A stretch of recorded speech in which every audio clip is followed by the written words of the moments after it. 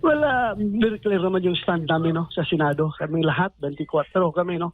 Kami nagkakaisa na tutulan yung pagpatuloy nung ginagawa nila ngayon na People's Initiative. Dahil ito ay hindi totoong People's Initiative, kundi ating natumbok na natin doon. We were able to find out through that hearing na ginawa natin na kahapon, the other day, o kahapon pala. The other day na hearing, natumbok natin na indeed, ang nasa likuran talaga nitong PI na ito ay ang lower house. Pero sa pamumuno ng ating speaker, sinabi nung nagkiklaim na sila daw nag-initiate, yung taga-PIRMA, no? Yung PIRMA.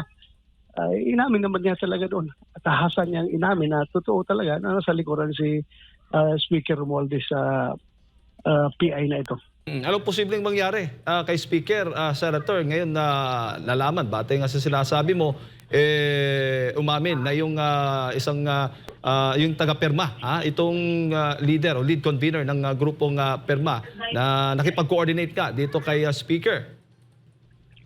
Well, titingnan natin, no? Sa sinabi ng chairman namin, Senator Amy Marcos, ay maraming pwedeng haharapin yung mga tao na sa likuran nito. Particularly na yung paggamit ng pondo ng bayan, lalong-lalo na yung pag-alok ng mga AX-tupad, no? Para dyan. There's a clear violation of yung graft and corrupt practices code at saka yung marami pang batas na pwede silang mabiolate dyan sa ginagawa nila. So hintayin na lang natin matapos itong committee hearing at kasi ngayon papunta kami ng Davao dahil yun nga, patuloy yung hearing bukas dyan sa Davao. So titingnan natin what will happen at anong magiging laman ng committee report na gagawin ng ating committee.